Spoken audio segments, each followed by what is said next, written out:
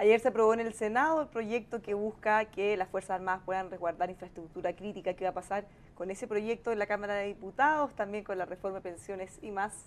Son algunos de los temas que abordaremos junto al diputado Jorge Alessandri, diputado de la UDI. Bienvenido a MOL TV, ¿cómo está, diputado? Hola Bárbara, muy bien, muchas gracias por la invitación en esta mañana calurosa de enero. Mañana, tarde, noche calurosa a esta Así altura. Bueno, cuénteme, ¿qué le parece que se haya aprobado ayer en el Senado? ¿Era algo que esperaban? ¿Y qué va a pasar Sí, en la absolutamente, Cámara? a pesar de que igual hubo varios votos en contra. Lo que está diciendo el presidente con esta ley es cuando haya un estado de alerta, algo que afecte el orden público, porque obviamente todos sabemos que somos 17 millones de chilenos y solo 60.000 carabineros. 20.000 por turno, porque los turnos son de 8 horas. Por tanto, con 20.000 carabineros, usted no puede esperar controlar todos los problemas de orden público.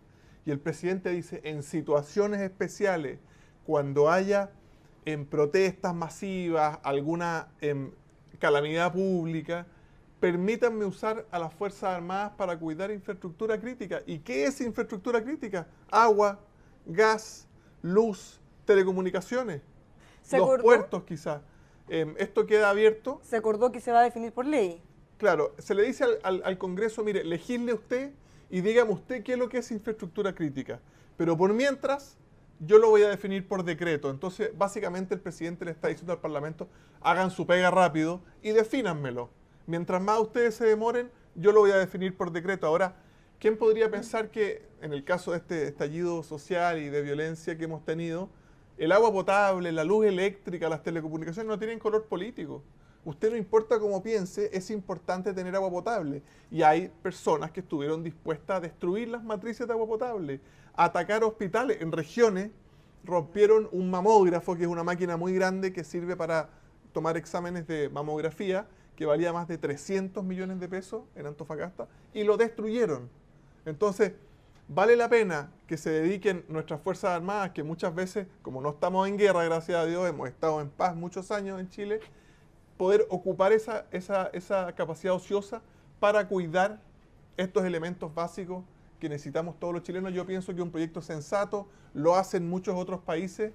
¿Qué pasa con otras infraestructuras como centros comerciales, por ejemplo? Hemos visto que en algunas oportunidades se ha tenido Sí, pero que es que cubrir. lo define, y Alberto Espina ayer lo dijo en el Senado súper claro, cuando él define infraestructura crítica, habla de elementos de necesidad y de bienes públicos, dice. Ya, o sea, que haría Entonces, afuera ahí. el centro comercial tiene un dueño, tiene un privado, ese privado verá cómo lo cuida, en fin. Lo que estamos viendo acá es agua, luz, telecomunicaciones, quizás hospitales Edificios públicos, públicos. la red de metro, por ejemplo. ¿Cómo no va a ser importante para alguien que vive en Puente Alto que su metro funcione y pueda llegar al centro en 22 minutos en vez de 1 hora 40 en micro? Quedó muy claro que estas Fuerzas Armadas no pueden participar en ningún caso en labores de orden público. Solo resguardos de infraestructura. Efectivamente. Era una preocupación de la oposición. La ley los centra en eso, y si a los legisladores como Elizalde, que le he visto alguna preocupación en los medios de comunicación, le preocupa qué es infraestructura crítica y le preocupa que sea el presidente el que lo defina por mientras, bueno, haga su pega, pues. Legisle rápido y haga un listado de qué cosas pueden cuidar las Fuerzas Armadas. A mi juicio está más que respaldado que sea agua potable, luz, ¿Qué va a pasar? telecomunicaciones, gas, ¿Qué va a pasar en la hospitales. Cámara? Porque ya varios diputados han anunciado su rechazo. Dicen que esto también criminaliza la protesta social, lo meten más o menos en el saco. Esa frase, mire, hay dos frases que yo me he encontrado en estos 2 años que llevo de diputado en cada debate. Una, esto no soluciona el problema de fondo. Por supuesto, si las leyes van apuntadas a un sentido, pero ninguna ley en específico te soluciona todo el problema. Y la otra, criminaliza la protesta social. Yo creo que ellos ofenden, cuando dicen eso, ofenden a los manifestantes pacíficos. Porque decirle que hacer una ley anti-saqueos para una persona que entra, incendia un supermercado y sale con 22 televisores, eso criminaliza la protesta social. Eso es decir que esa persona que está saqueando es parte de la protesta social. Y yo creo que no lo es. Yo haría un muro, una muralla china entre la protesta legítima de aspiraciones sociales y el vandalismo y la violencia. Por eso cada vez que me preguntan por lo que ha pasado en nuestro país, yo digo estallido social y de violencia.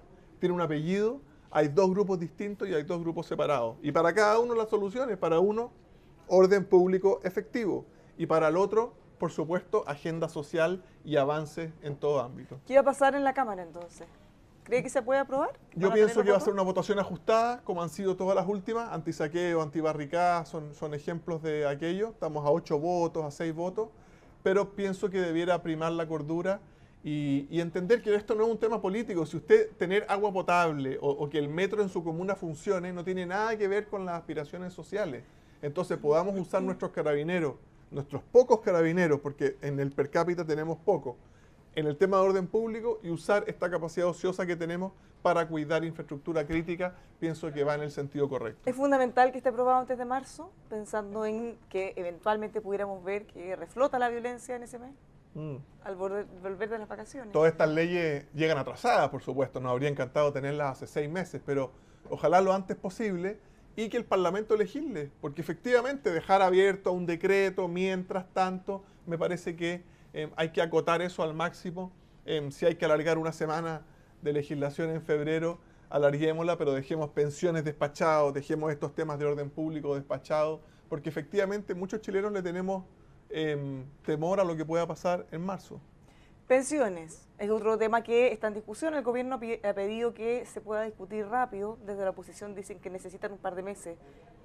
Mire, ¿cuánto se necesita? ¿Se puede ojalá hacer? en esto, porque es demasiado importante, saquémonos las camisetas políticas, las banderas políticas, y al final usted se da cuenta que los dos sectores queremos lo mismo. Los dos queremos que un jubilado haya impuesto o no haya impuesto, haya trabajado en la formalidad o en la informalidad, reciba una pensión digna que le permita subsistir. Y eso es más de 300.000 pesos. Todos queremos lo mismo. Lo que no estamos de acuerdo es la fórmula. La oposición dice, subámosle el 6% a la cotización y que todo eso vaya a un fondo de reparto. A mí no me gusta. Y que no tenga tope imponible ese 6%. Y además que no tenga tope imponible, por lo tanto los sueldos altos siguen imponiendo el 6%. No me gusta por 2 razones. Primero, eso de que lo paga el empleador es falso, porque usted va a negociar su alza de sueldo a fin de año y el empleador le va a decir, ya me gasto en ti suficiente dinero, con el 6% no te puedo subir. O si usted se cambia de pega, ese costo empresa al trabajador va a haber subido. Por lo tanto, a mí me gusta que los jubilados reciban todos un mínimo de 301.000 pesos de acuerdo al sueldo mínimo, pero que venga de impuestos generales. No me gusta cuando usted lo carga a la cotización suya o de cada trabajador de Chile. ¿Hay espacio para acercar las posiciones? Porque ese pareciera ser uno de los puntos más complicados de llegar Bueno, a el acuerdo. gobierno ya El tres, acercó tres, y dijo o sea, 3 y 3. Yo estoy más a la derecha del gobierno. Yo creo que esto debe ser financiado por impuestos generales, pero no meterle la mano al bolsillo del trabajador. Porque la plata que usted cotiza, sea poca, sea mucha, alcance o no alcance, tenga densidad, como le llaman los técnicos, cuando usted se muere, por ejemplo, la heredan su familia, sus herederos se quedan con ese dinero. Sea poco o sea mucho, es suyo, es propio, nadie se lo puede sacar. Cuando usted dice 3 y 3, significa que el 3% de su sueldo va a ir a un fondo colectivo. Y mire todos los países donde se ha aplicado este fondo colectivo. Cuando los jóvenes son menos que los viejitos, la plata no alcanza. Entonces, a mi juicio, decir 3% hoy día abre la puerta para que el próximo año le digan, mire, no alcanzó la plata, subámoslo un 4, subámoslo un 5. ¿Sabe qué? Se invirtió la pirámide demográfica, ya no hay suficientes jóvenes para financiar a los mayores, subámoslo un 7, y usted va subiendo el costo del empleo. Y al final, ¿qué pasa cuando sube demasiado el costo del empleo? Que el inversor extranjero analiza Latinoamérica y dice, Chile no, porque es muy alto el costo del empleo. ¿Cómo estamos con los plazos? El gobierno ha instado a los Sí. parlamentarios a que se apuren en la discusión. Efectivamente, yo pienso que, además que esto, desde que usted la aprueba, inmediatamente 1.600.000 chilenos ven un alza en su pensión de inmediato. O sea, si la aprobamos en enero, el cheque que sale en febrero de la pensión básica solidaria, que es la enteramente pagada por todos los chilenos por impuestos, y la APS, que mezcla un poco cotización individual con aporte estatal, sube de inmediato. ¿Pero hay posibilidad de llegar a ese plazo? Mire, Elizalde decía hoy día, el presidente del Senado, que no, pero nosotros vamos a hacer toda la Quintana. presión desde la Cámara, perdón, Quintana, toda la presión desde la Cámara para que así sea y que lo dejemos despachado en enero, pensando especial, más allá de la discusión del sello del 3%, porque esa discusión es para los trabajadores formales que cotizan. La más importante, a mi juicio, es de las pensiones más bajas, que son personas que no tienen la suficiente cotización particular y el Estado tiene que tenderles una mano. El hecho de que la DC haya cambiado de opinión y se haya desmarcado de la propuesta de la oposición, ¿les da más esperanza de poder aprobar el proyecto como lo ha planteado el gobierno? Sí, ha sido complicado negociar con la DC en el Parlamento porque hay 2 o 3 almas dentro de la ADC. Está la de Fuad Chaín, que es más cercana quizás a la mitad de los diputados, de 14 a 7, y después está el alma del Senado, que es un ala más de izquierda, por decirlo de alguna manera. Entonces, cuando la ADC o la mesa de la ADC manifiesta una opinión, no es la opinión que al final se lleva a cabo por estas 3 almas que le señalo. Van a tener que discutir voto a voto, probablemente. Voto a voto, efectivamente. Pero lo importante es que estamos de acuerdo en una premisa, que las pensiones tengan un aporte del Estado y que nadie reciba en Chile menos de 301.000 pesos. Ahora, ojalá a los más jóvenes y hablarle a la generación mía hacia abajo, que entiendan también que el trabajo formal con cotizaciones es el que los va a ayudar a tener una mejor pensión. Porque si alguien hasta los 40 o 50 años trabaja en la informalidad, en construcción, en una pyme, sin contrato, finalmente es pan para hoy y hambre para mañana. Hablemos del proceso constituyente. ¿Qué cree que va a pasar con la paridad en el Senado? Su partido es una parte que le complica. Ha presentado una propuesta distinta a la que habían presentado o aprobado en la Cámara de Diputados. ¿Cómo cree que va a avanzar? No sé si a la UDI le complica. Yo vengo de un partido donde la presidenta es mujer. Donde pero la fórmula de la Cámara... Sí, la jefa de los senadores es mujer, la jefa de los diputados es mujer, alcaldesas grandes de la comuna de la región metropolitana, como la alcaldesa de San Bernardo, son mujeres. Por tanto, sabemos de qué estamos hablando y sabemos de inclusión femenina en la política. Lo que nosotros planteamos es la lista cerrada y dentro de esa lista cerrada lo que se llama la cebra, que siempre va mujer, hombre, mujer, hombre. Por tanto, usted siempre asegura que van a salir el mismo número de hombres y el mismo número de mujeres. Eso es paridad, pero sin meter la mano en la urna. Porque el sistema que proponía la oposición era que el hombre con 100.000 votos perdía y la mujer con 50 votos ganaba solamente por efectos de la paridad. O al revés también, porque la paridad, usted sabe, puede cargar la mano para cualquier parte. Ojalá pase. Porque ¿Tiene viabilidad la yo lista siento cerrada? que sí. ¿Qué le han comentado? Porque en la Cámara muchos nos han dicho que no van a aprobar eso. No, pero el PS nos ha hablado a favor, por lo menos en conversaciones que yo he tenido con algunos del Partido Socialista. Y también volvemos a lo de las pensiones.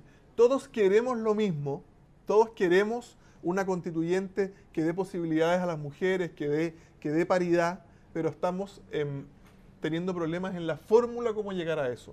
Para unos, meter la mano a la urna y manipular los resultados para, con la fuerza, asegurar 50 y 50, y para nosotros, en cambio, sin meter la mano a la urna, pero también queremos, o sea, eso ya acerca bastante las posiciones, encuentro yo, en temas de pensiones, de paridad.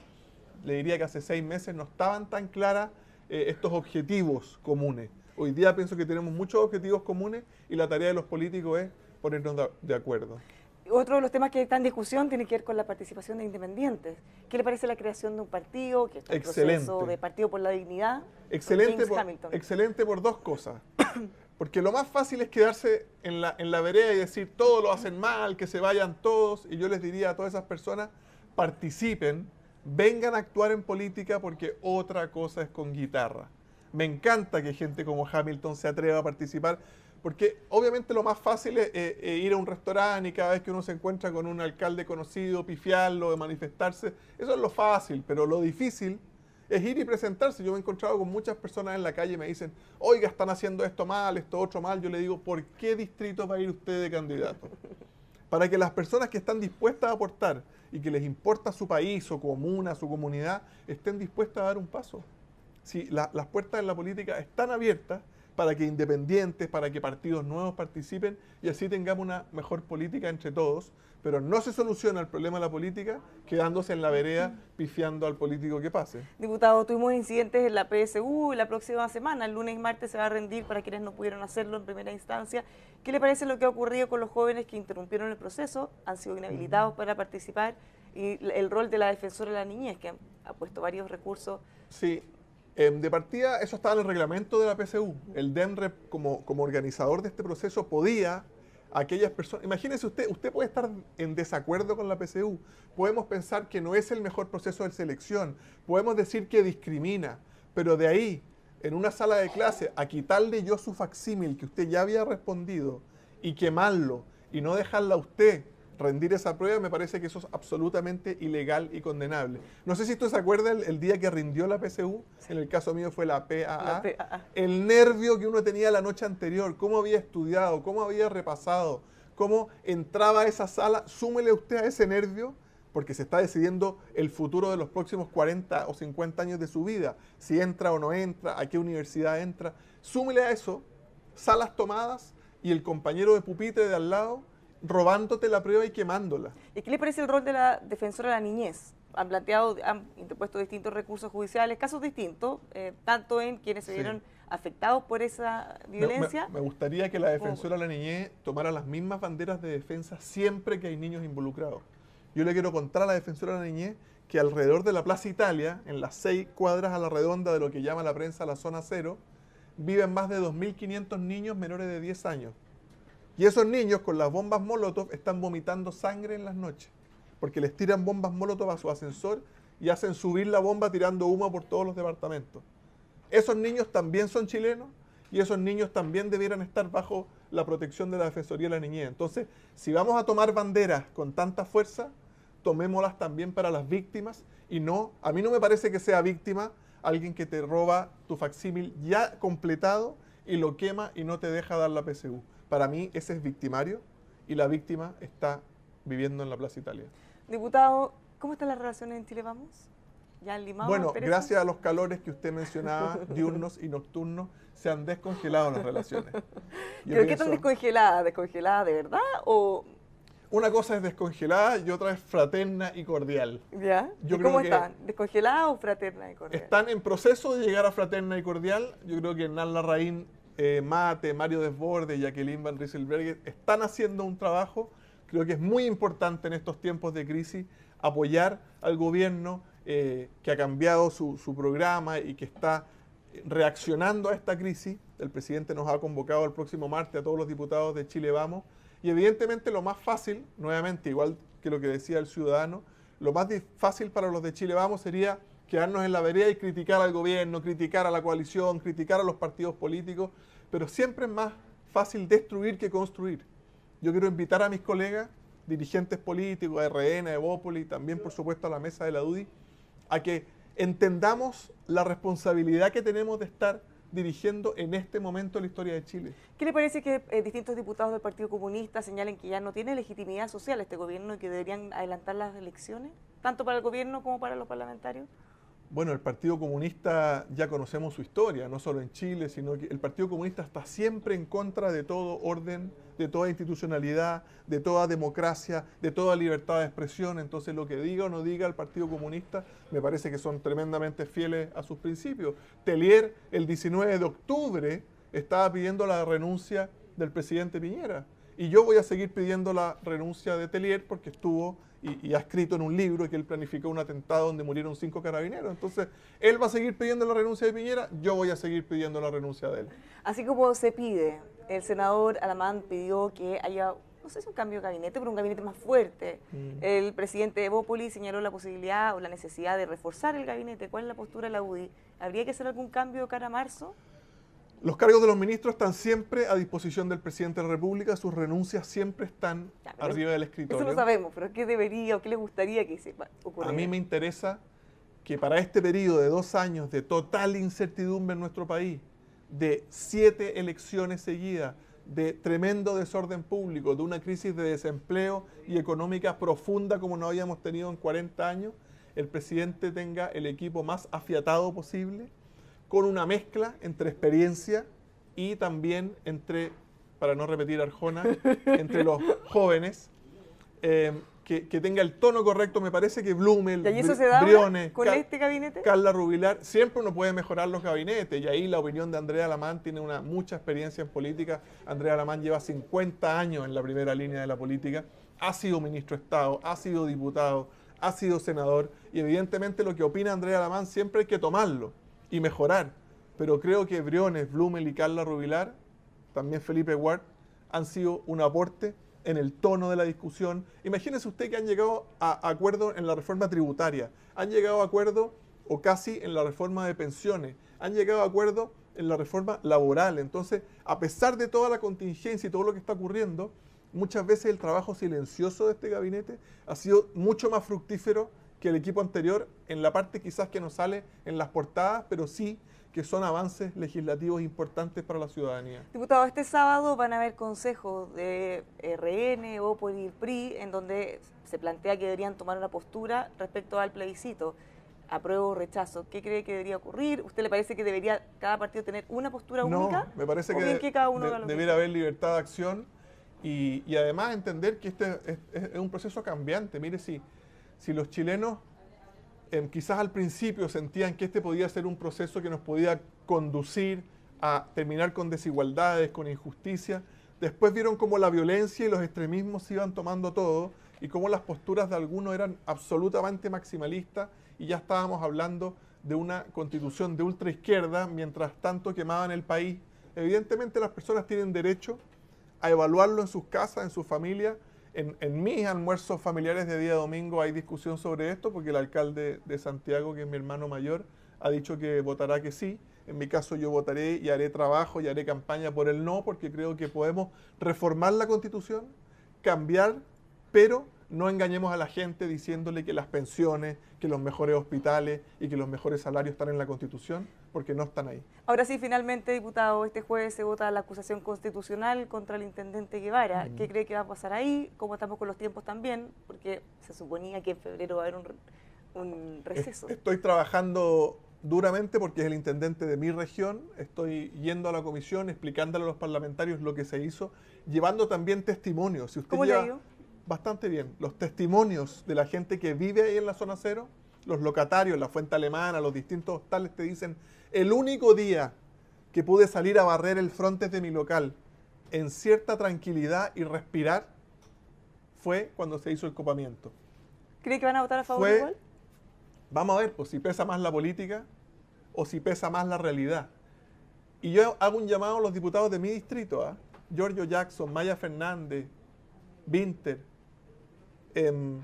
decirle a ellos representan a esas 50.000 personas que viven en la Plaza Italia, representan a las mamás de esos niños que están vomitando por la bomba Molotov. Entonces entendamos, una cosa es hacer transformaciones políticas y otra es que te tiren una bomba Molotov adentro de la casa. Si te tiran una Molotov adentro de la casa, todos los viernes por 4 meses, ¿tiene el derecho el Estado a defenderte? Yo siento que no solo tiene el derecho, sino que tiene la obligación. Muchas gracias por habernos acompañado esta mañana, diputado. Muchas gracias, Bárbara, que esté muy bien. Los dejamos invitados a que sigan informándose junto a nosotros en emol.com.